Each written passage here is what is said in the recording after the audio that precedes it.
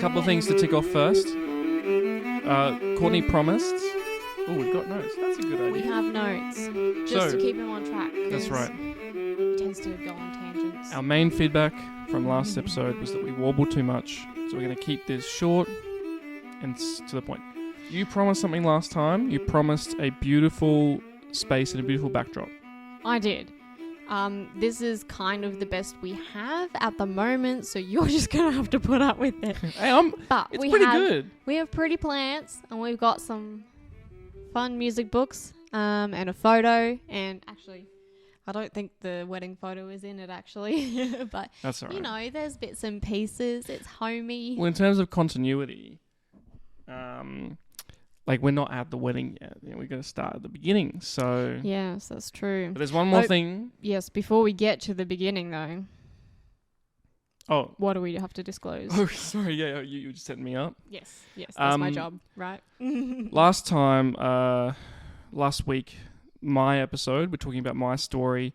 Just to reset, we were watching ESPN and we were watching someone told me it's not a punter, it's not a thrower, it's actually a quarterback, which you were right, I think. Mm-hmm. Quarterback. That was me, yeah. Drew Lock, L-O-C-K, not L-O-C-K-E. Yes, we stuffed that one up, didn't we? Yeah, that was annoying. And Courtney wasn't going to redo it, so that's... No, I already spent all that time on Canva. We're not exactly. going back. We did reach out to Natalie Locke to get her on the pod in a year's time to discuss whether she was pregnant or not.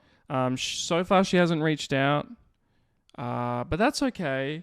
There might be a reason for that, though. There's still time. Whether she was pregnant or not. Yeah, no, but there's still time for her to reach out and be on the pod. Gotcha, yes. Yeah, so I reckon we should just go ahead and say it. I was doing some Instagramming, purely to work out whether she was pregnant. I wasn't looking at anything else. I wasn't looking at... There was nothing south of the face, was there? No, I was all face. She's got a beautiful face. But I did venture down just her first couple of Instagram posts. Actually, we'll bring it up on here. Guys, huge news. Natalie Locke is pregnant. Congratulations, everyone.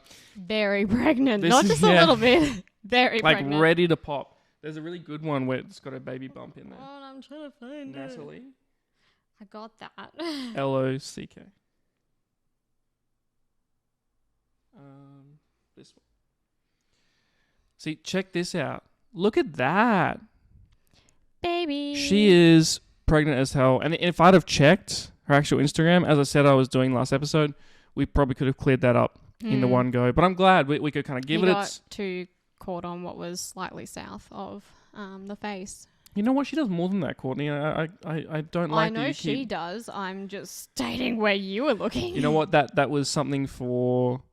I think it was some sort of swimwear magazine. Probably. It was something she was connected to. She looked great. She so great. There you go. This is good. This is a good outcome.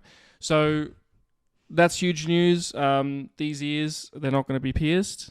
They're going to stay. They may still daisy. be yet. Unhold. I will make it happen. She's gonna make it happen. In my sleep, I'm gonna wake up. That's when we turn to like pranks. When we run out of content, be like, wife and husband prank each other. Josh gets his ears pierced. Yeah, exactly. Courtney gets more piercings. I mean, that's huge news for Natalie. Huge news for Drew. I imagine if we had the sound up, he would have said, you know, my beautiful wife, pregnant at home. She's doing amazing. Yeah. But at the same time, I think I would still love to have both or just Natalie on. I think there's some huge changes happening in her life. She got married last year. We've already discussed that.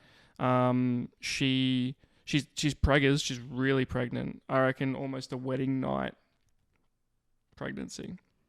Oh, sorry, that doesn't check out. Like a wedding. Anyway, I can't do maths. No. Anyway, huge changes for her. We've only just discovered her, but there's a lot happening in her life. I think that it'd be great to get her on the pod. Could be fun. Yeah, again, new people to learn about. Still chasing that first guest, and that's okay. We've still got a few lined up. This week is going to be it's going to feel like normal programming because it's all we've done so far. But we are going to do 2 main podcasts this week again, just because I think we've got a lot to cover today. Yes, the topic we're looking at today is a little bit bigger than 1 episode, I think. Yeah. So we've budgeted for 2, and we're going to leave you on a little bit of a cliffhanger. So get keen. Yeah. We're definitely going to have a guest next week. I think. I think we can lock that in. Yeah, 1 or next week. Yes. She gets I timelines. can't. Yeah, that's good. That's good. My brain Because has today- stopped working for today. Because today that'll be next week. Yes. Yeah, because we record live. Every time. Yeah, Mm. it's recorded live. Which is why you get to experience all these glitches. Exactly. And I'm going to do more editing. Nobody told me that our first video wasn't synced up audio wise, but I fixed it. It's fine. To the 26 people who watched our first YouTube video, I appreciate you. You're going to have to go back and watch it again because I had to re-upload it. These things happen. And we need those, 23, It was actually 29. Sorry. 29 views on that first one. Yeah. So get was stuck huge. in, guys. It was exciting. But look at us. You know, we've got a bit of a studio happening going on. Yeah, nice little setup. Yeah, I think things are really, really happening for us. And honestly, to everyone who's tuned in so far, thank you so much. Thank you for coming back. We appreciate you. We love you, honestly. Yeah, we would be doing this without you because I love it. I don't know about you. Yeah, it's lots of fun. Yeah. But having people actually to share our stories with, that's what makes it worthwhile and what we hope. I can't. Oh my God, you just fell apart then. That's fine. Keep going. It's all right. It's all right. Have it. Anyway, you have we're a drink. doing it for the people. We're doing it for the people. You have a drink, hoping. and I'll set up what we're going to do this. Okay. All right, you have a drink. No, that sounds really bad. That sounds Have a drink. Anyway, I think now it's definitely going to get edited out. So, today, we are discussing sort of our love story. What brought us here.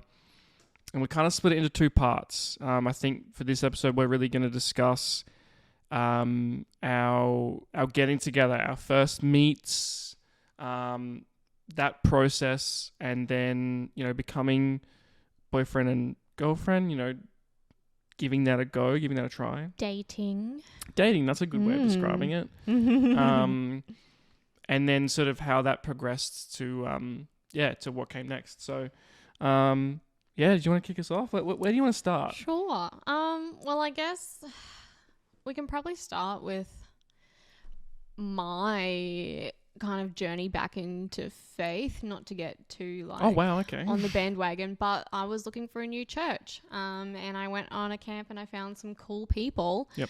And they were all like, hey, we have this Bible study, you should come to it. And hey, we all go to this church, you should come to it. And I was like, cool, that sounds great. There's a whole lot of young people. That's what I was kind of looking for, as well as, just great music and great ministry. And so I went along to the church and I went along to the Bible study, and it was a really beautiful group of people. Most of them were couples except for Josh and another girl. And it was the classic, like, you know that another person is single, but you don't want to like be that couple. And not to get too far ahead too quickly, I do want to sort of state, again, not to focus on the Christianity too much, but so Courtney's talking about my church. That's my community. She came into my community, and I would say that it is probably your typical Christian community, but also not in a sense, because we were part of the Lutheran Church, and Lutheran Church is known for being very old. Like, it came out of Catholicism, and there's not a lot of young people, but for some reason, it was just like this little hub. In Middle Park. Yeah. This is normally something that you would definitely find at your Baptist, Pentecostal, kind of New Age churches. But young people congregating in the one spot, going to the same church, and all being Lutherans was quite unusual. But the Lutheran circles run deep. It was something really special to find. So I was really grateful for this group, and coming into this Bible study group, knowing that Josh was, you know, the only guy there who was single. Well, at first I wasn't interested in having a relationship anyway. No. But beyond that, I certainly didn't want to be that person who joined a Bible study group and then started dating the only single guy there. Yeah. That was not in the plans. I did find out the next week that he wasn't actually single. Is that right? He was in a relationship. I forget this stuff. Yeah, so that kind of fixed a few of my problems. I was like, great, he's not even like available, so I don't even have to worry about that. I can just keep being my single self and living my single life and just like, I don't know, continuing to develop myself, grow myself in my own journey and in my faith journey. Because just a bit, I mean, do you want to go a little bit of backstory? Like, you know, so I was in a relationship. You probably didn't realize it, but it was on the rocks. Maybe I didn't realize it at the time. I didn't know that at the time, no. Yeah, and we'll talk about how it kind of connected us in a funny way, but in just a second. But very quickly, the girl who I was dating, we were kind of growing apart, and so she kind of rang me because she lived a long way away. We were doing long distance kind of thing, and she was just like, "Hey, like, this is not working for me. I don't know about you, but I do want to, kind of call this, you know, see it for what it is." And so that was just kind of as Courtney was coming into the group. But what I wanted to talk about, just very briefly, so that's me coming into sort of meeting you. What was your sort of situation coming into meeting me? I think I already said that I was single. I didn't say I had been single for a very long time. It was like 3 or 4 years by that point. And that was a choice. I, first of all, just hadn't found someone who felt right. But I also was very intentionally doing a lot of self-work to just figure out what I wanted, to heal some not so fun traumas from past relationships, and which I don't want to get too into, but I just do want to set the scene because I think it helps our first couple of interactions. It really does. Like, you really didn't want to be, you were fancy, fit, and thriving. You know, like, honestly, like you were training for a marathon. You were loving being single. You were starting to love yourself. I had a really great life. I had so much time to just do whatever I want to do. And I still have that, but now I have someone else that I have to think about. Yeah, exactly. Which is not that bad. Whereas I'm kind of lost at sea without someone. I'm kind of like, oh shit, like who do I talk to? and like, you know, honestly, not to like really carve this path out, but you'd just moved into a new place, which is this place. You'd moved out of a house which you'd kind of outgrown in a way, like you're moving in with your cousin. Life was going really well. It was really nice. And there wasn't really a place for someone in that. No, not at that point in time, at least not in my own imagination.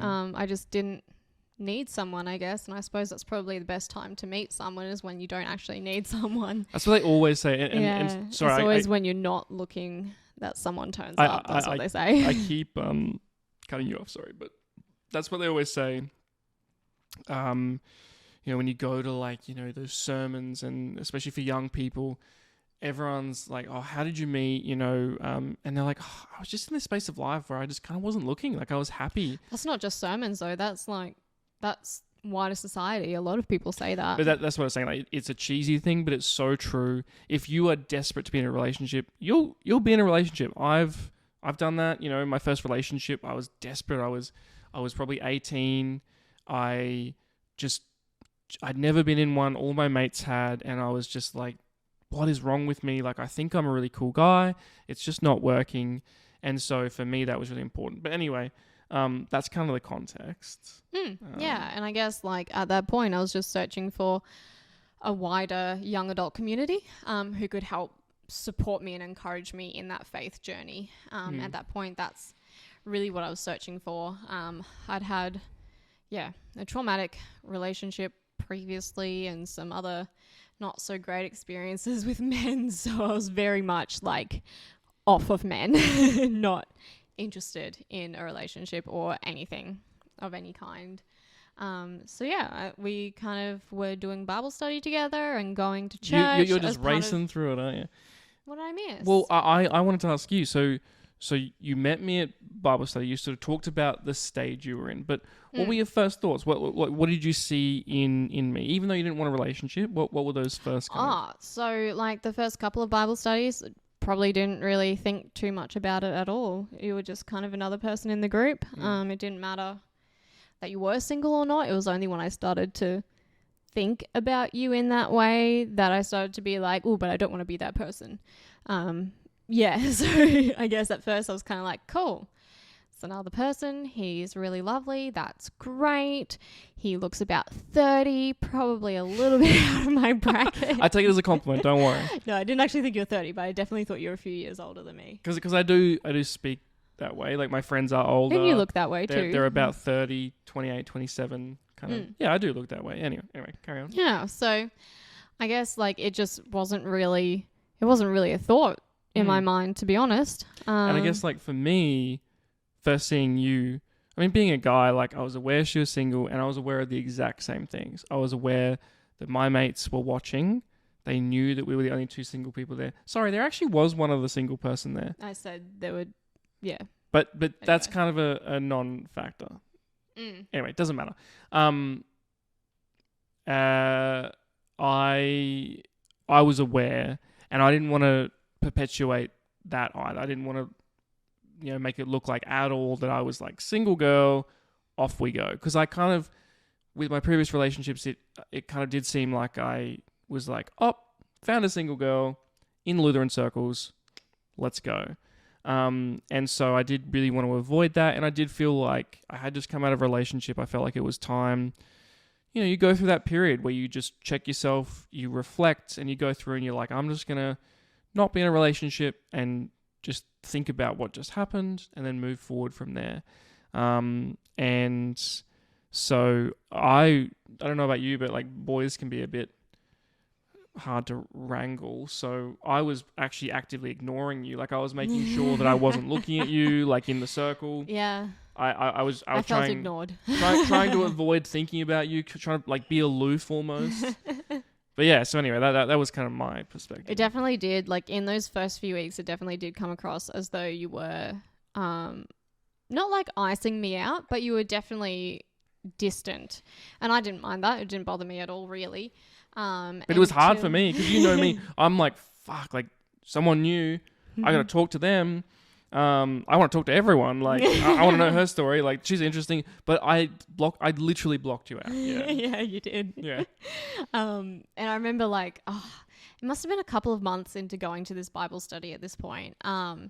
We were at a friend's place and I remember like most people were kind of caught up in their own conversations and I'd arrived and I think Josh had arrived like around a similar time. He got fed by the people, which was really nice because he didn't eat yet. And they just seemed to know that he wouldn't have eaten yet. Yeah. That was the thing. Yeah. And I remember having a conversation with him and you were talking about the annual golf tour. Oh yeah, golf tour. Yeah, is that what you call it? Yeah. Yeah, like Swagger's golf tour. Swagger's was our group chat. Like it's a very big group chat because there's quite a lot of people. Different circles. There's always different circles within groups, and I think that gets tighter as things get older because you just can't have as many friends. But Swagger's was the wider group. There was probably how many couples? Like I don't know, 15 couples. A lot. Probably 30 people. A lot of people. And we would go somewhere. We'd stay somewhere. And we would just play 9 holes of golf. Obviously, some of the guys a lot better than their partners, and so that was a bit of a handicap. Some partners were very good, very sporty, but like generally the girls didn't play and the guys did play or pretended to play. Yeah. So, everyone was kind of talking about that coming up. I was obviously new to the group. I was not invited, which is fine. I didn't even know it existed. You had to have a partner as well, and so yeah.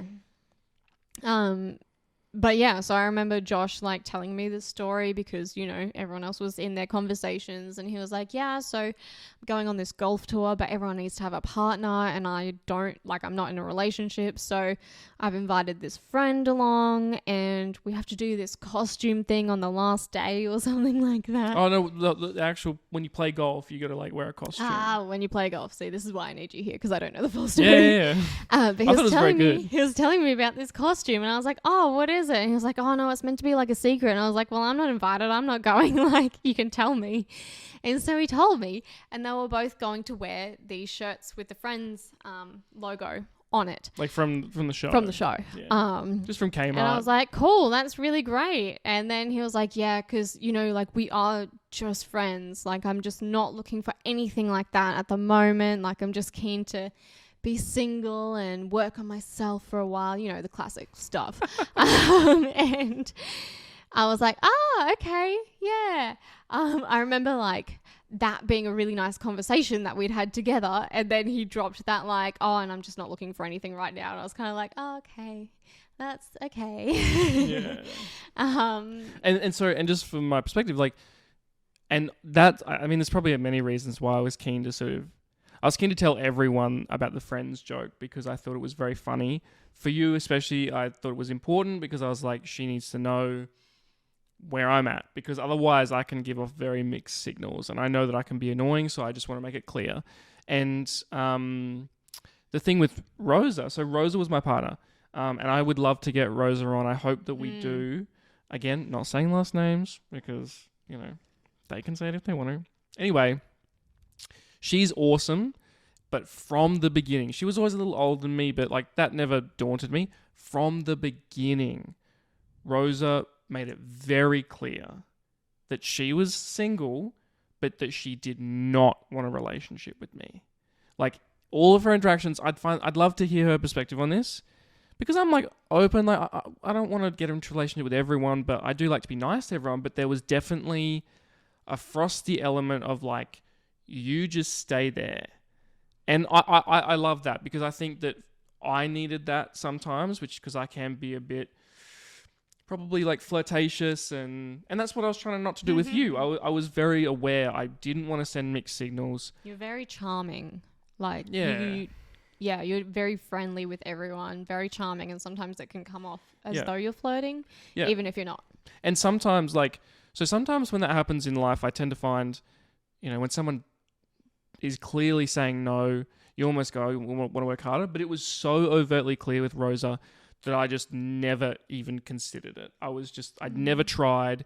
Like, I was always, and I would actively, in my interactions with her, would be like, and we know that we are friends. And I came up with the friends idea, and we both were like, and yeah, the reason why that's funny is because we are friends. And we'd both be like, yes, exactly. And not in like that sounds flirtatious. Like, I know, but like, it does. But it was not. It was kind of like not a game, but anyway, we're speaking more about Rose than I thought, but I think it gives a good context. Like, I can be very flirtatious, but I was trying my best with Courtney to be genuine.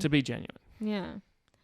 But anyway, that was kind of like the first night that I kind of connected with him, or like that I kind of thought, oh, like maybe there is something there. Maybe he is, you know, the right kind of fit for me. And it was just to do with a whole bunch of other conversations that kind of went on throughout the night. A lot just kind of aligned with the way that I thought, the way, the values that I had. And I was like, that's really interesting. And I guess I came away from that night because I felt I can be sometimes very much myself. And that's me commanding a room, being funny, almost losing breath because I'm, being over the top and, and making everyone laugh and making everyone feel part of the conversation. And I walked away from that night and I was just like, oh, fuck, like, geez, can you just like calm the fuck down? Like you were so annoying.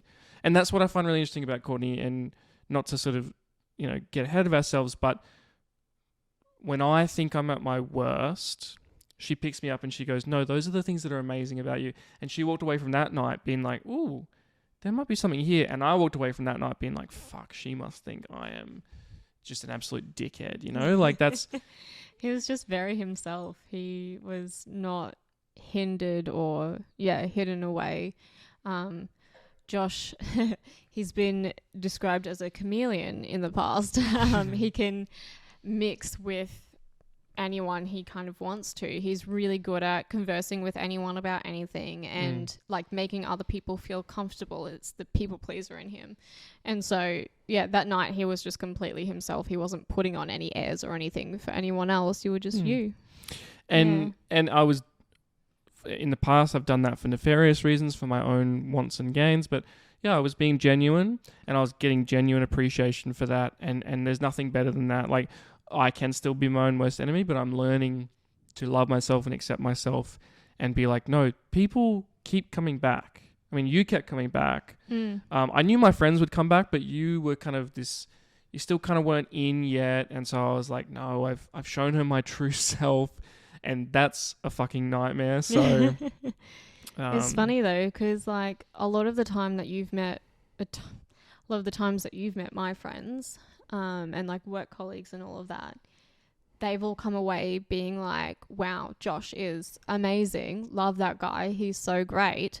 And they're the same nights that Josh has come away like where he's had a really bad day or he's been feeling really anxious. And so he just didn't feel like he was as on as he should be for social stuff. But he just didn't have the energy to put up any kind of fronts. He didn't have the energy to not be himself. So he was just himself, and people love that. Yeah, like I mean, being a chameleon, I guess, is important and good, and I think we do kind of keep moving on. But I think it's a good way to set up. I'm learning that I can use that. That's fine. That's all good. There are definitely many positives to that in my career, in my friend life, in so many aspects. There's so many good parts about that. But I don't always need to do that. It doesn't have to just be you who sees the whole me. People will accept me for who I am. The right people will. And if they don't, then they can fuck off. And I've almost, in that way, I almost am waiting for it to kind of snap back, because I've really leaned into that. And as we kind of spoke about in the last episodes, I think I will throw myself at people and be like, fuck, this is me. I don't give a shit what you think about that. And people say that, but I genuinely don't. I don't care what you think. Write all the comments you want. Please, direct them my way. Don't direct them at Courtney. She can't take that. No, I'm too emotional. But tell me how shit I am. And I'll probably get you on the pod. I'll probably chat to you. And that might be my issue with social media. Probably engage with the haters, which is what they want. But I'm waiting for it to snap back and for people to be like, because this is when I was younger, I would get told, no, that side of you, not good. Don't do that. But I'm learning, just keep leaning into it, because only good things can come from it. If people leave, that's good. They're not meant to be there anyway.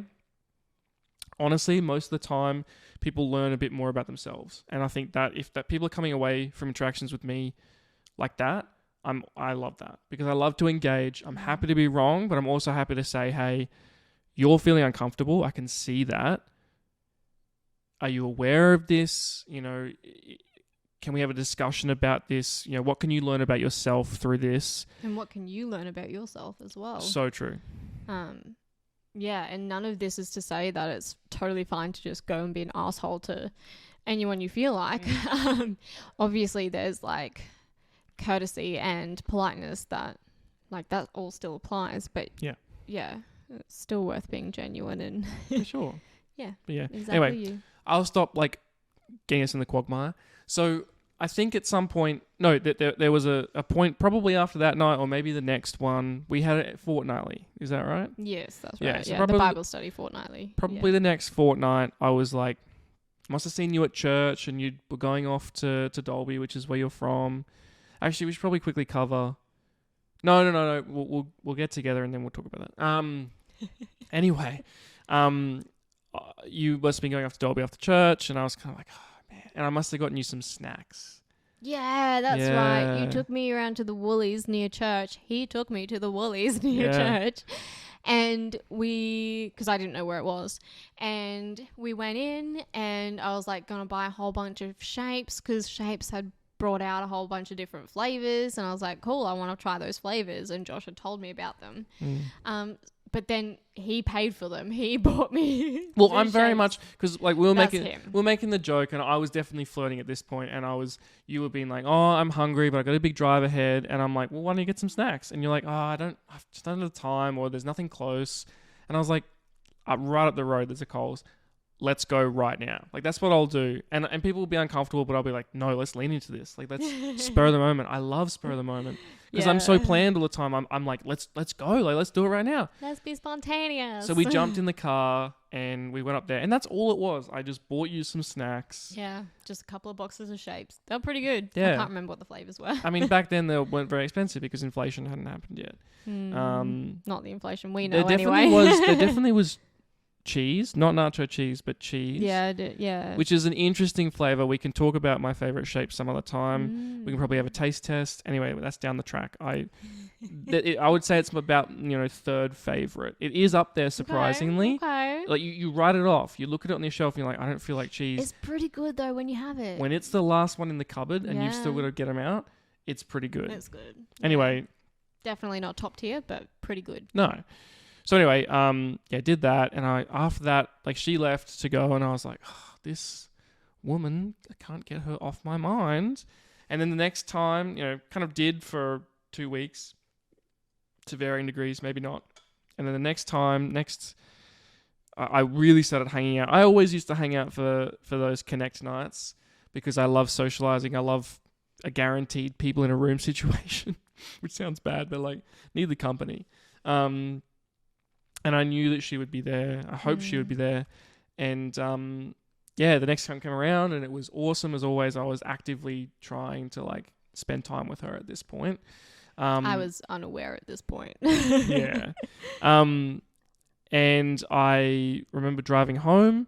It was just across the road actually. We used to do Connect at my mate's place. They don't live there anymore, but we watched this place get built and then you moved in and then anyways, pretty interesting.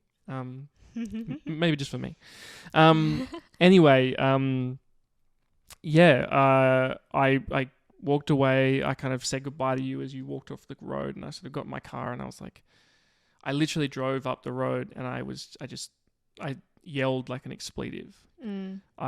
Because I was so conflicted. I was like, I don't want to ruin this. This is a really awesome like friendship, but I don't want to ruin this like I always do. Like I always seem to do. I take a really nice friendship and I make it into a relationship and then it's a situationship, Maybe that's the title of the pod. Maybe that is. No, that's not very nice. Relationship or situations.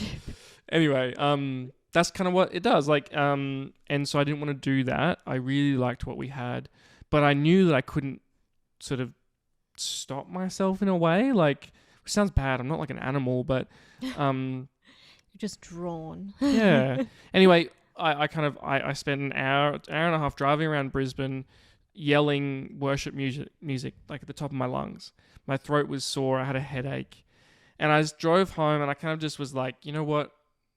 Let's just see where it goes. I'm not going to actively push it, but I'm not going to resist it. Let's see where it goes. And so I looked for opportunities and I thought about my violin. We'd spoken about my violin. And No, sorry. At this point, you reached out to me because I was just like, let's see where it goes. Yes. And this is the thing with Courtney. Whenever I was like, let's leave it up to fate. I'm not going to actively pursue this like I always do because I know, this is the thing. I know that I could get into the relationship if I wanted to, but I didn't want that. I wanted them to genuinely want to be there, not be coerced by me or anything like that. Which sounds really bad, but like, I knew I could do it. You didn't want it to be because you'd done all the like pushing or That's the trying right. for it. I you wanted to see someone else to, yeah, I or wanted to you see, wanted to see if it naturally formed. Yeah, I wanted to be genuine, and so, but yeah, you reached out. Yeah, so during one of our Bible study sessions, I found out that Josh must have had something to do with teaching or a teaching degree or something like that. It wasn't super specific, but I was studying my Master of Teaching at that time, and my first placement was coming up in a school. And so I reached out to Josh because I didn't have many friends who were teachers at the time. And I was like, hey, you sound like you know something about this. Have you got any advice, or do you know anything about like what will be involved in the first placement, how intense it'll be, like, yeah, what things should I know? And he kind of gave me some advice and said that it'll be easy, it'll be great. It was so easy for me, like it'll be no trouble for you. And then he said that he had a gift that he wanted to get me. And I was like, okay, that's interesting. And so one day he dropped by the apartment and he gave me this gift, and it was one of those little laser clicker PowerPoint things. And he was like, now this is for you. You don't have to pay me back or anything. It is a present. It's no strings attached. I just wanted you to have it because it was the best thing that I had in my first placement or something like that. I just remember like walking away from this guy being like, what a strange dude, but what a great gift. Yeah, which you don't use it because you've got different... Not right now, but this coming year I will. If you're interested as a teacher, the main reason why a clicker and a laser pointer is good is because the laser pointer is to shine into kids' eyes when they're annoying. That's not true. No, that's not true. Don't do that. You will lose your registration. Yes. And some kid will lose their eye. Yes. None of those are good things. Not in your classroom. You can use it because you can, rather than being attached to the laptop because most of today's lessons are built around PowerPoints. A lot of them are in PowerPoint. And especially senior school. Yeah, you're stuck to the computer and you got to click next the whole way through. And you might want to walk, because presence is behavioral management. You might want to walk around and be with people, but you can't because... you need to run back to the laptop, and it kind of disrupts your flow. But whereas if you can hold the clicker behind your back, I love to walk around, pace around with my hands behind my back, just nonchalantly, just speaking, but also making people aware or kids aware that I can see their laptop. And that's something that's really great as a teacher as well, is teaching from the back of the classroom. Yeah, because huge. Then the kids can't hide anything from you on their screens. They have to stay focused. Yeah. They have to listen. Constant presence. And when you move, they have to listen. They have to follow you. Like, they have to listen. They have to follow with their eyes. And if you can see that someone is maybe not paying attention or doing the wrong thing, you don't have to yell at them or, get up them for doing the wrong thing. You just have to move a little bit closer to them and just be a presence and let them know that you are still there. Yeah, you can just redirect. They even can't get away with tap it. on the shoulder. Touch is not the best these days, but even just, Sally. But like a hand on the desk. A hand on the desk. Sally, I think you're doing a great job. That's called cueing with parallel acknowledgement. Let's not get Have we turned into a teaching Let's podcast? not get bogged down into teaching, because I don't teach, but I do know a lot about it. Anyway, it's a good tool, and I had to wait outside for half an hour because Courtney was in the shower. She was very responsive normally. I didn't know that he was coming at that time. Yeah, because I was like, I'm going to trivia. I'll stop in, and I waited. He waited. Yeah, I did. Yeah. But yeah. So I think at that point, we were getting close. So she was reaching out to me, which blew my mind. I was like, okay, so I think there is something there. I think I'm green light to chase it. Green light, green light, green light. Go, go, go. SEAL Team 6, Yeah. And so I used to play violin. Did 5 or 6 grades of violin in school, and then kind of in about grade 9 when I had some sort of surgery stuff come up, I gave it up, which I should have given it up years ago. I really wasn't into it, but my parents were kind of really keen, and they'd bought me a really nice violin, and so I felt like I had to do it. And I did enjoy it, but I kind of too much scales, and I wasn't into it. I shouldn't have been doing it. I had no passion for it. And so I hadn't picked it up in 10 years, and I had never looked at it because I felt guilty. It was in like a back cupboard place that got really, really hot. And I was like, I'm going to get it out. I'm going to go with Courtney, and because I did want to pick it back up again. Genuinely. He reached out to me. Well, he said to me a couple of times, hey, I used to play violin. I've been wanting to get back into it for a really long time. Do you reckon you'd be able to help me with that? And I was like, yeah, sure. Just let me know. Yeah. Because it's really I'm not laying on this thick for no reason. I genuinely wanted to get back into playing the violin. And I thought that if I got my... At the end of this podcast, message Josh and ask him how many times since then he's pulled out his violin. Yeah, we'll leave that to... Yeah, you touch base. Leave a review as a question. I'll answer it. Don't think you can do that. Anyway.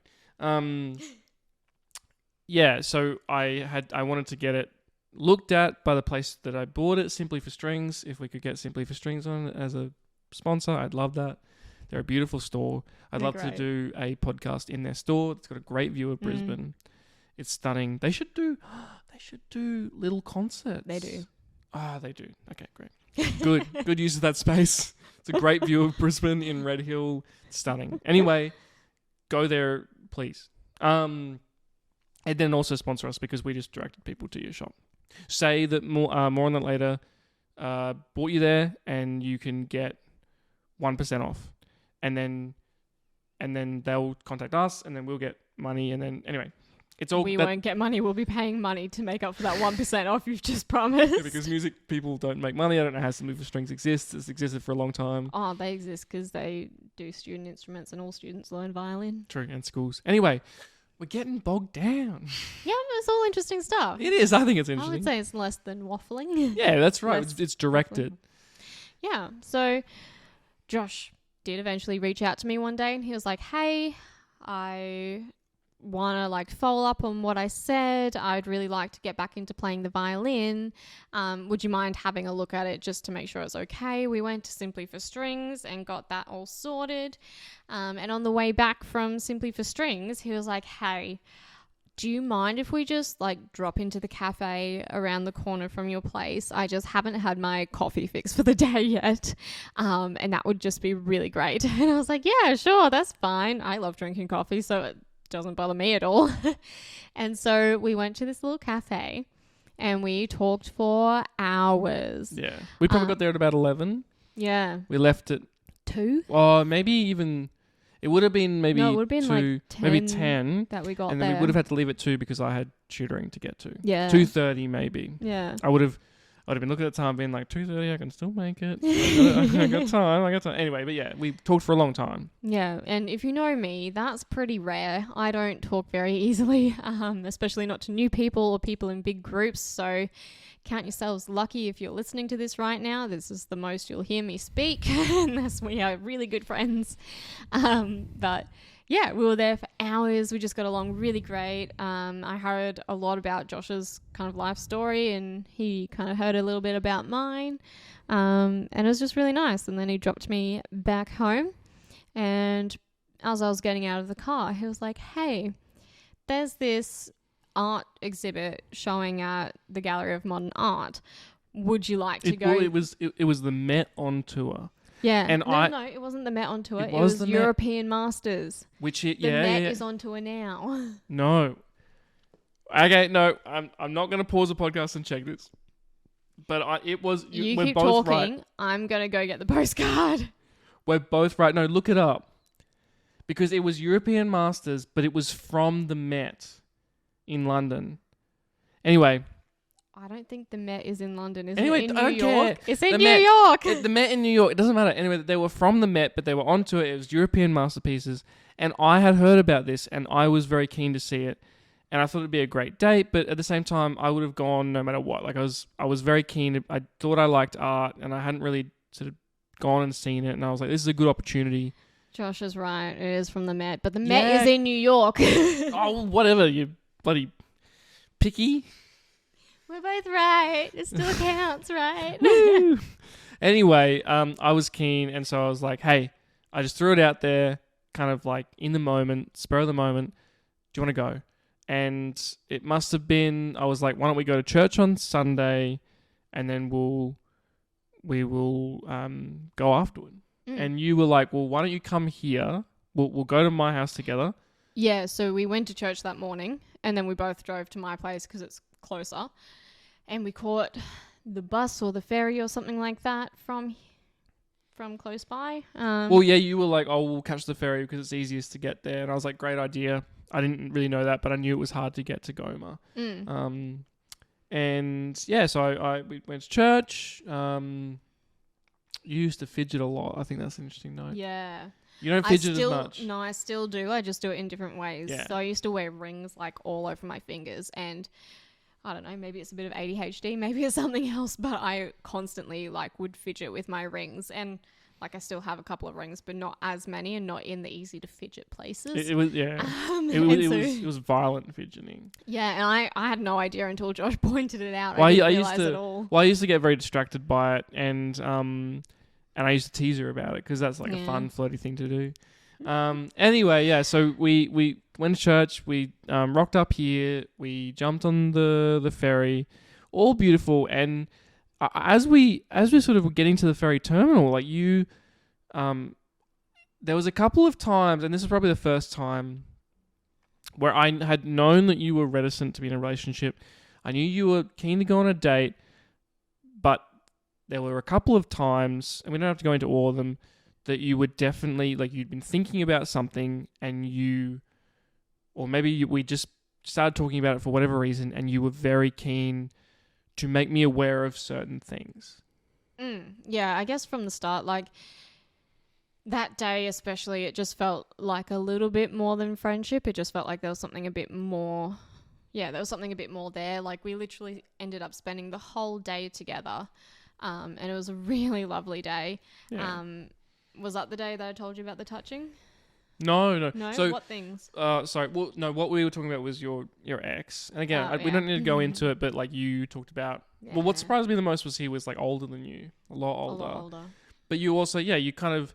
You didn't go into detail, but it was very clear that he had done a lot of bad things and left a lot of marks that were still very fresh, even years on. Yeah. And so... lots of little traumas. And I knew about that. Like, I do want to stop down here and say, like, that's definitely true for Courtney.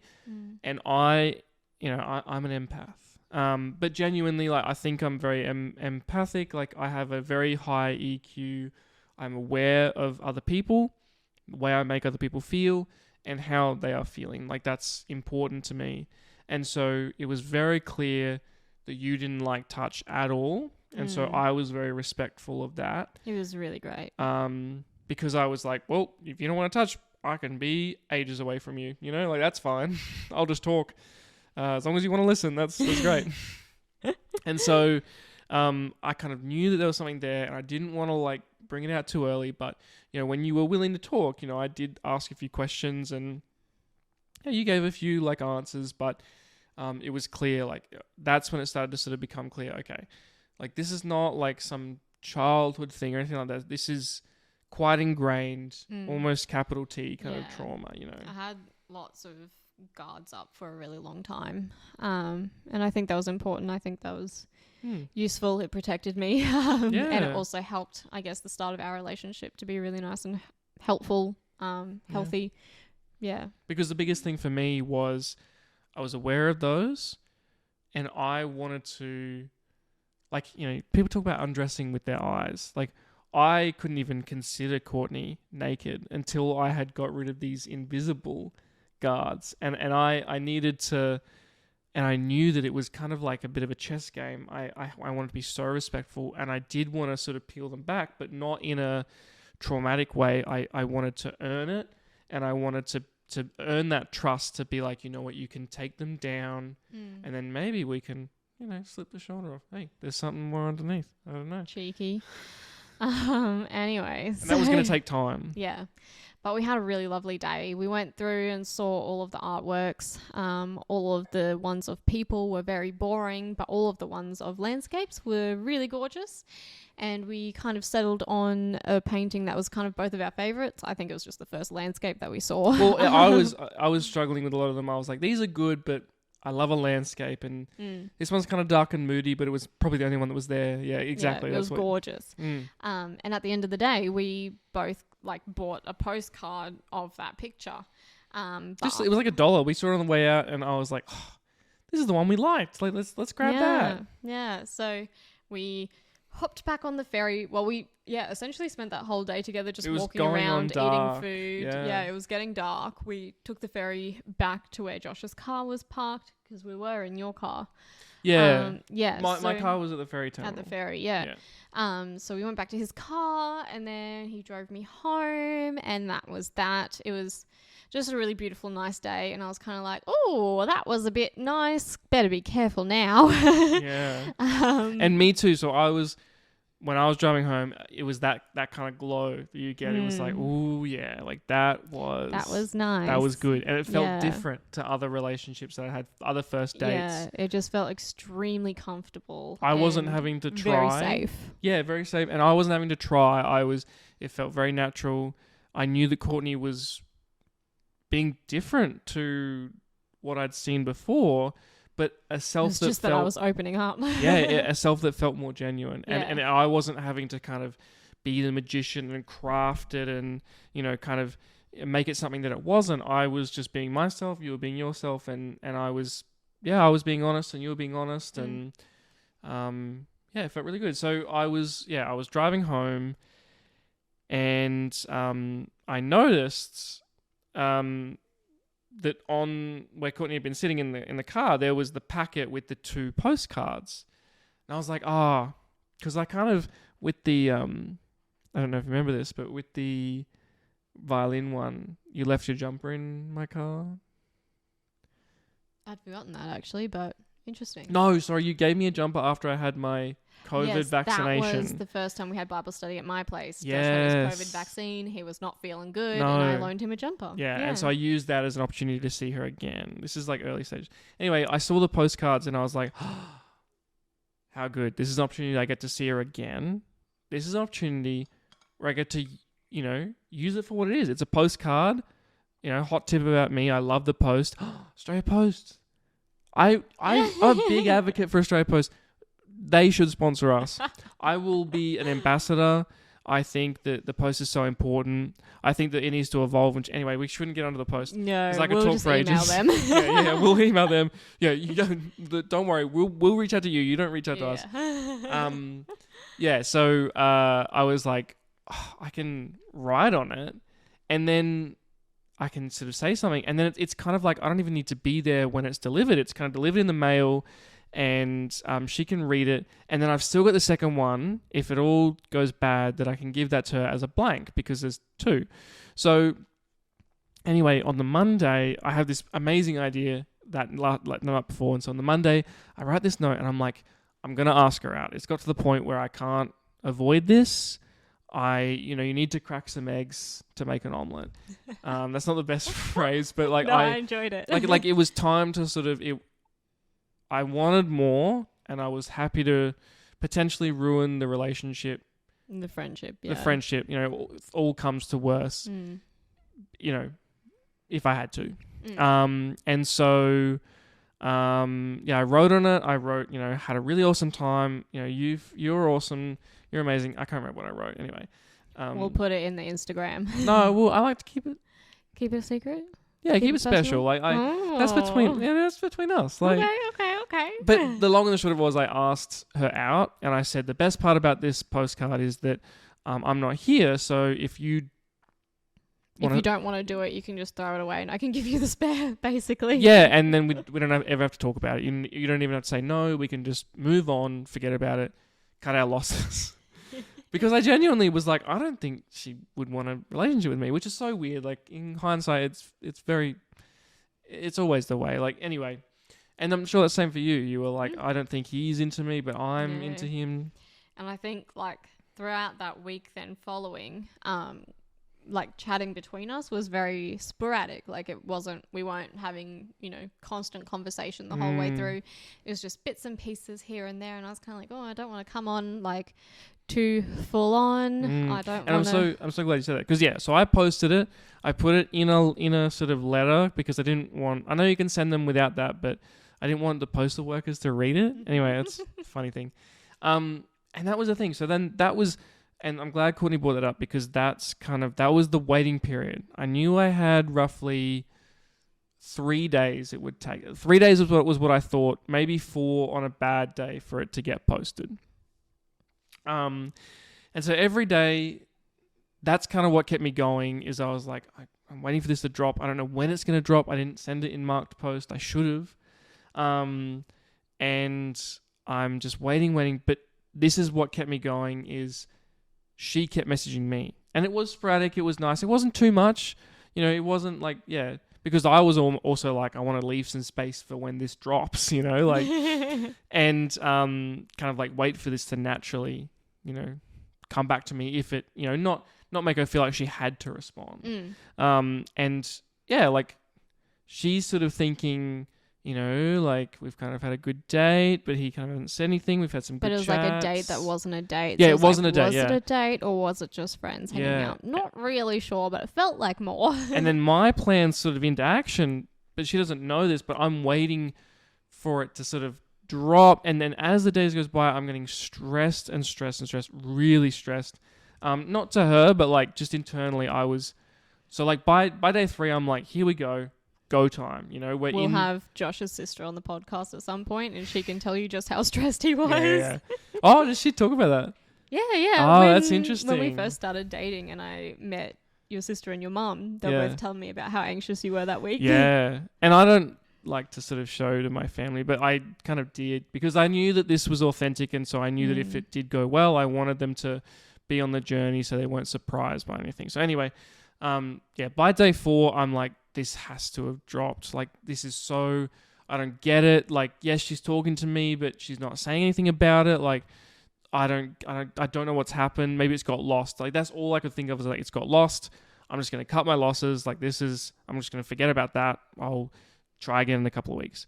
And then come Friday, I had my weekly segging. So I work in radio and I was just doing a shift, and it was a really long and laborious task, and I was just messaging her throughout, and then she messaged me and she said, hey, this group that I really like is playing tonight. Would you be keen? Oh, it would have actually been Thursday, actually. Tomorrow night. No, it was, it would have been Thursday for the next night. Yeah. On Friday night, would you be keen to go and like see them? They're kind of a bit alternative, but I know that you kind of like violin music, and so like, would you be interested in that?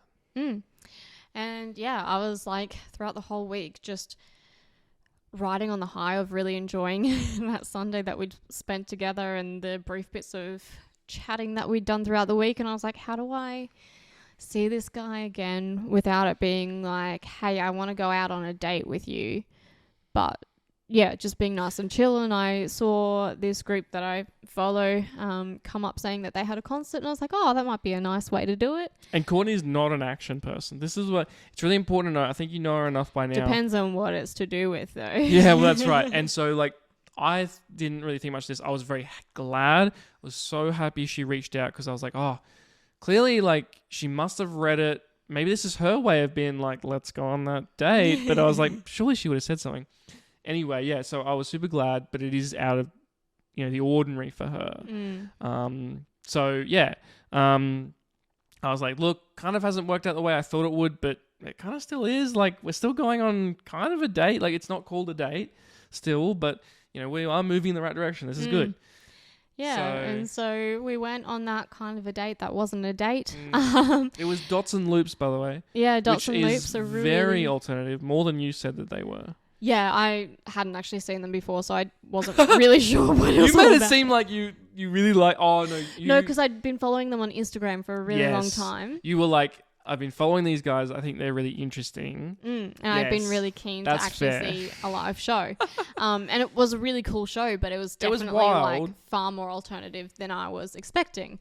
It was really cool though. Can recommend. Shout out to Dots and Loops. I don't know whether they still perform. I don't know. They do, I think. They do. Yeah. Good for him. I see them active on Instagram. He actually works at Simply for Strings, by the way. Yes. We saw him. Does. Oh, anyway. Well, one of the dudes anyway. There's a few we saw him later on, and we're like, hey, we got together like kind of at your show. And he was like, what? Cool. He was, I don't know, anyway, interesting guy. Really, really artistic. Nice guy. But so we went down to the river. We got some ice cream. Well, hang on. Sorry. So we saw... I thought you were going to jump over it. No. we saw the gig and it was really good, Put the but pen really down. interesting. Sorry, I was about to get Yeah, like you were about to do what I did before. super clicky happy. Oh my god, people hate that. Yeah, I was watching our previous episode, and at the end, I had picked up a pen, and I was using it like to make my point. I was like doing these ones and like up in the air. So yeah, no pens. That. You can No write pens. something. You can write We something need to get down. all props out of the way. Yeah. So yeah, go on. So we saw Dots and Loops play. That was really awesome. Then we went and we walked past an ice cream place, so we ate some ice cream. I'm definitely lactose intolerant, but it was really good ice cream. We kept walking. I didn't know that. No, he didn't know that at that point. Or she probably had told me, but I'd forgotten. No, I hadn't Because I was told you like, at you that know point. what? I love ice cream. You know who loves ice cream more? Girls. So, you know, this is a really fancy Josh connoisseur logic. kind of ice cream thing. It was Messina. Messina, very nice. And we We're went. shouting and out brands. We gotta stop. We gotta stop giving them that away for free. If you want some of this, you know, you gotta pay money. Yeah. So yeah, we like went and ate our ice cream and hung out along the river for a little while. And I'd noticed that a group was performing about an hour after that one had finished. Half an hour after that one had finished, or something like that. And it had my viola teacher in it, and it just sounded like a really cool ensemble. And we were just really enjoying our hangout, and we were just like discussing that concert, and I was like, oh, I'm so sorry, like it was a bit more alternative than I was expecting. Sorry if you're not into that kind of thing. The next show that's coming up though, I reckon that's something that you might actually really enjoy. Yeah. And he was like, well, why don't chamber? we go? Was it chamber something? Yeah, it was a chamber ensemble, but Yeah. it wasn't like a specific group. I know they music. were just put together for it. But they were playing a whole bunch of music by Australian artists. And it was just, yeah, it sounded really cool. And he was like, well, why don't we go? And I was like, well, they cost money, you know? Like, And it was in like, you go on, yeah. They cost money. anyway. No, well, they cost money, and so I was like, I'll buy the tickets Mm. because I'm big on, like, I'm a big saver. I have a lot of money saved, and I bought that to our marriage. I'm very proud of that. That was something that I wanted to bring to a future marriage. But I also am big on, if we have the money and there's an experience that we might miss if we don't spend it, let's spend it, because you know we can have the money later on, but we won't have the experience. It's better to enjoy life than get to like 80 years old with all this money being like, oh, I've done nothing with my life. Like that would just be a little bit sad. So yeah, we just kind of, And we ran back. we ran back to the theater. My boots were very new at the time. I got blood blisters. Like I was bleeding in my socks. It did not sound fun. No, they were a size too small. When you feel the pinch of the leather, like you do need to feel the pinch, but not as pinched as I was. Anyway, that's a side note. Yeah. So, we saw the second concert. That was really great. And then we hopped on the bus back home this time. Yep. And on the way back home, I was like, hey, so you know how we went to that art thing last week? Do you still have my postcard? Because I don't have it. So I must have left it in your car. Did that happen? And Josh got like really quiet and he was like, have you checked your mailbox this week? And I was like, no, I never check my mailbox. Does. We still Never. don't. She never does. I still am the only one who goes down. I might do it once every 6 months. Because there's only one key and you can't cut more. I've tried, believe me. Yeah, I've tried to. It's really dumb. And so you can't. So we can't have it attached to anyone's personal keys. Which is where, like, when you put in the car and that's where you would normally be. You can't do that. You got to come up, go back down, or like go down at another time. It's a nuisance.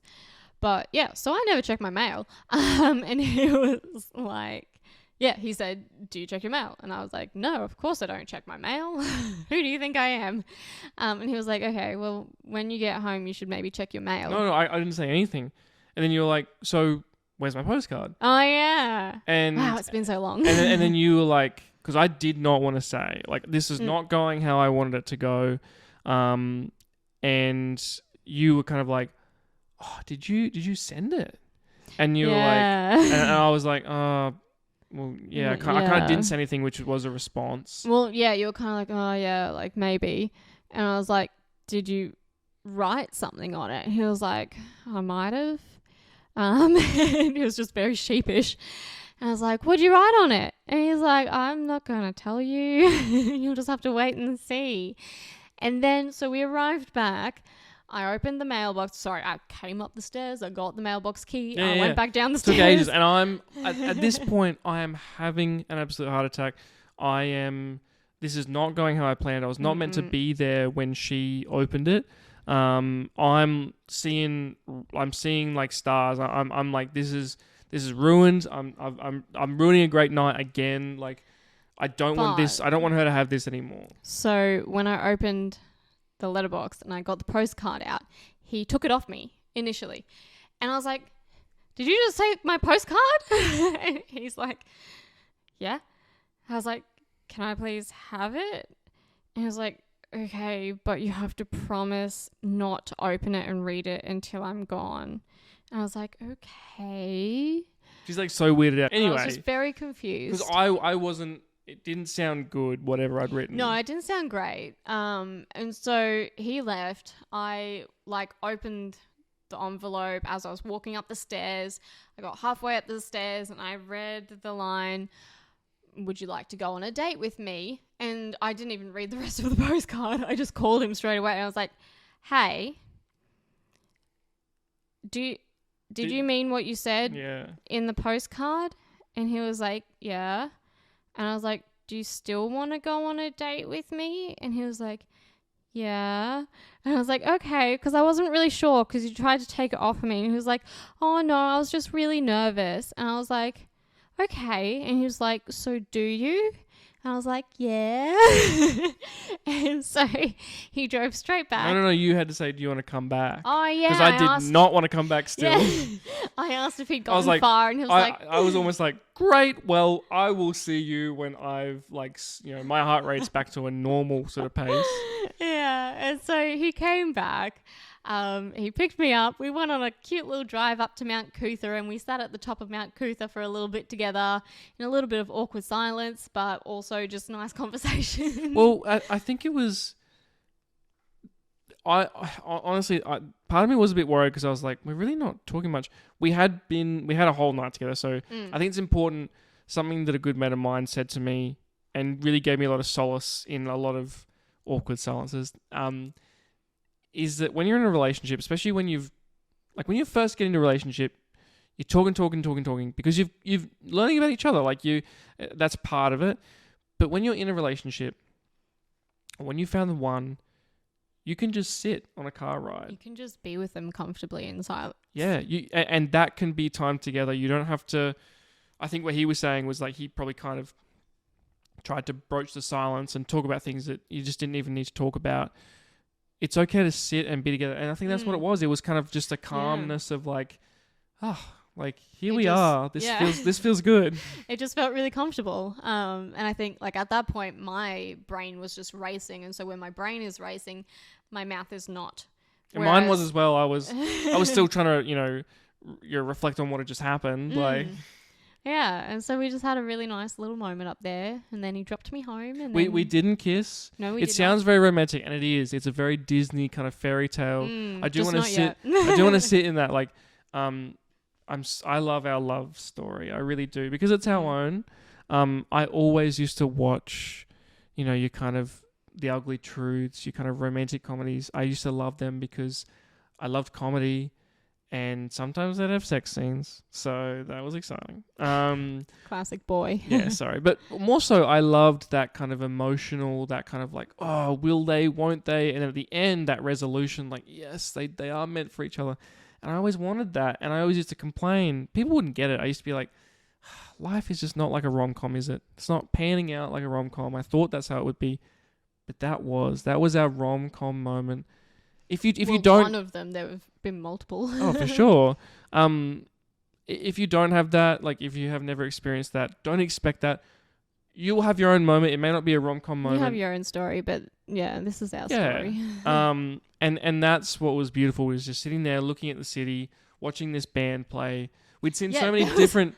That night, there was also a band playing up at Mount Cootha. So we'd seen 2 different concerts Very different at West concerts. End. And then we were watching this band play up at Mount Cootha. It was a great night. Yeah. No, it was good. It was a good juxtaposition. It was, yeah. So yeah, like took you home. Mm. Didn't come upstairs. Mm-mm. Didn't kiss goodbye. Mm-mm. Just very natural. I'll see you next time. We'll go on that date for real. Yeah. I can't remember. I remember the first date that we actually did. Interesting. So we Yeah. probably still have a little bit of time. Let's do the actual first real date because I can't remember it, and Okay. then the first kiss. So first real date was we actually went on a walk then up Mount Cootha. That's right. Yeah, I do Yeah. remember it. Yeah, so we went on that walk. It was a really nice walk, very sweaty, you know, warm months. Yeah, we got together during over like the October, November, September, October. September, October. So it was getting warmer. Yeah. Yeah. And so we went on that walk and then we'd both like prepared some stuff to do, like just a cute little cheese platter thing on my balcony. And so we'd come up and we had a little picnic on the balcony and that was really nice. Again, cheese platter, I'm lactose intolerant. That was I not still had fun forgotten. later. Well, I hadn't told you at that point. I think that was the night that I told you maybe. Oh yeah, maybe. But yeah, enjoyed the cheese anyway, thoroughly. Because you still, this is the thing with you and lactose. It doesn't I will agree. still eat it. It doesn't agree, but you'll still eat it because it's yummy. And then later you'll be like, why did I do this? And I'll be But like, it's so good. why didn't I carry lactase again? I keep forgetting. Anyway. Yes. Anyway, so we had that really nice picnic on my balcony, but that was the evening that I was kind of like, hey, like, love what is happening here. I just need you to know that I have some like past traumas, and I just need you to not touch me for a little while. I just need to get comfortable and get used to you. Even think we like literally- holding hands is too much. Well, we might have just grazed each other's fingers. Maybe. I think that might have been all, but probably not actually. Yeah, but I guess I was just really upfront because I wanted him to be aware because I didn't want to get like scared. And then later on, and this was really interesting. There were layers I could see, there were layers I couldn't see. And we're not going to talk about what it was, but there was another time after this where it was during the day, aircon was on, we were just hanging out, and you suddenly went very silent, and you gave me a letter, you kind of, you told me some things, or one thing about yourself, about your history. I went into like more of that history. I had to write it out in a letter just to make sense of it all and to, I guess, get it all out in one go for Josh to read. Because she didn't feel like she could say it.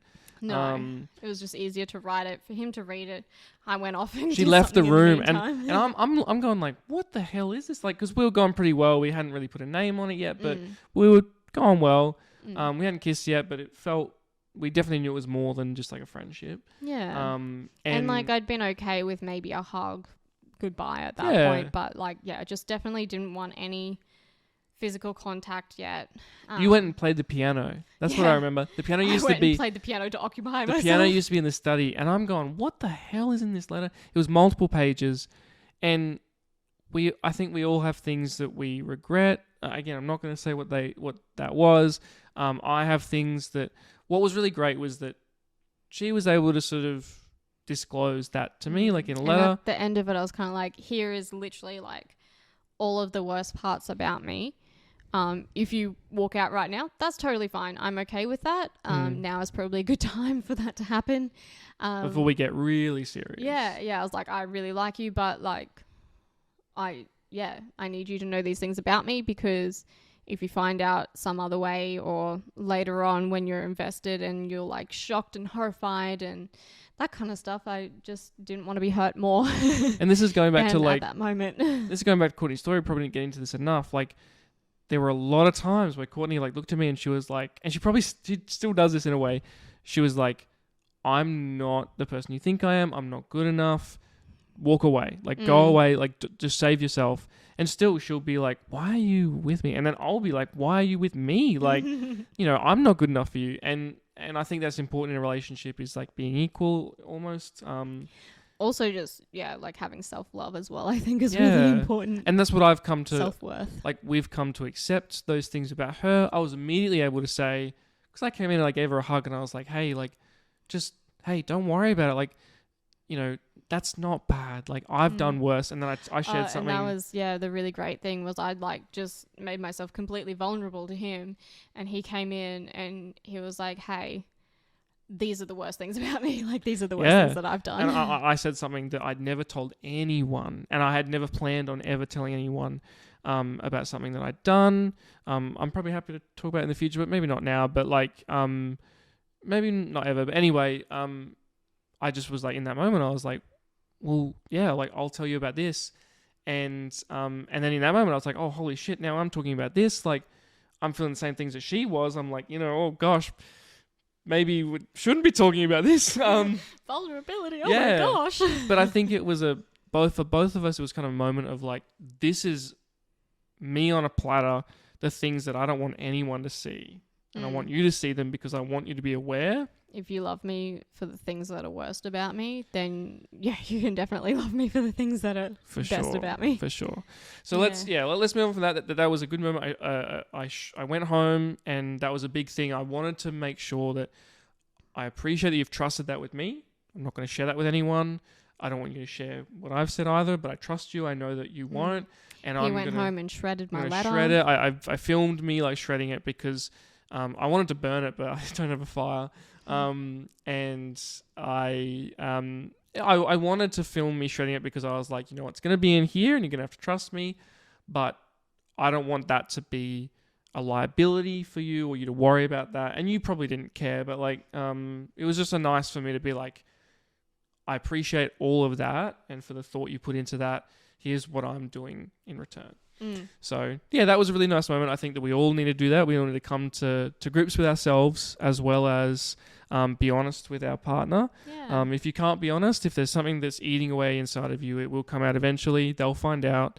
So be honest and discover whether the relationship can survive that. Well, it just makes the relationship deeper as well. There's just that deeper level of trust and understanding and knowing of each other. And I think that's really important. And you know what? If it doesn't survive that, Courtney put us out there fully expecting he's going to leave. He's just going to walk out the door and he's never going to see me again. Yep. And she was like, but you know what? That's a better outcome than him not knowing. And I think that's important. So, let's make it a bit lighter. I'm going to try and pour this. Well, I guess from there, like, we were then dating, which was really nice. We had a conversation in the car. Yeah, we're on our way to our first Bible study since, like, kind of being together. And we're in the car driving there together. And we're like, so, like, do we have to, like, announce it? Do we have to tell the others that we're together? Because I knew something was going on. And Josh was just kind of like, I just think we just show up and be ourselves and, they'll catch on eventually. And like, I think they did. I think they definitely knew. And I was kind of annoyed no one asked. Like, we weren't holding hands or kissing or anything. No. But we were definitely familiar with each other, I guess, yeah. And I think everyone was kind of like, because they knew that we'd kind of been, they knew we'd been to Goma and so it's pretty clear to put two and two together. Yeah, so we did that and that was cute. And so we were like, okay, so like, when's our official date? And we're like, well, let's just make today our official date. Our official, anniversary. Yeah. And then, we like went through the whole dating process for the next month or so. Probably, a month or two, yeah. Just seeing each other as much as possible, really. Yeah. And becoming less formal, less of like, we need a thing to go to. The thing is just going to be us together. Yeah, we're just hanging out. Well, actually, no, sorry, no. Yeah, you keep going. Yeah, well, then it kind of came to one night. I think Josh popped in, one night after It's been on the way home from work or uni or something. Yeah, and we just hung out for a little while, had dinner together, and then he'd caught the train to work. So I drove him back to the train station where his car was. And as we were saying goodbye, we like had a nice little hug. And Josh was like, this isn't going to sound very romantic or anything, but can I please kiss you? It was like an underground car park, birds twittering around. And I was like, I'm like, I've been dying for this. Like, can I please kiss you? It was nothing romantic. It was like, do you want to do it now? It was like... Well, it was romantic though. The fact that he actually... Yeah, the fact but that it wasn't like big, like French kiss or anything like that. No, it was just a little peck. But like the fact that you said, hey, can I please kiss you? That's what made it romantic because You were consent is romantic. Yeah, you were respecting my boundaries. You were respecting me as a person and honoring me as a person. And so you like asking me that question, that was really romantic for me. Yeah, that's it. And so I was like, yeah, like he gets it. I'll kiss him. And I still do. Yeah. Still kiss her. It's exciting. But yeah, and then that was kind of, I guess, the next big thing from there. And sorry to like come to a rapid sort of halt, but we are sort of running out of time. Thank you so much for listening so far. I hope you've enjoyed it. I've enjoyed sort of going back. I think we definitely nice sharing about it. We probably did focus on the detail at the start, but that's because at the start, that's a lot of the things it's that important. what's important, and I don't really know because we weren't together at the time. I know my perspective, but I'm not aware as much of Courtney's. So it's good to hear her thoughts, and that's why I like this pod. So that she's got the microphone, I've got a microphone. We don't have to share it. So yeah, I mean that's kind of it. I guess the next big thing for us was getting engaged, and that's I guess what we want to focus on Thursday. So yeah, so we'll just save that for more on that later. Yeah, that's it. That's all there is to it. All right, catch you on Thursday. See you soon.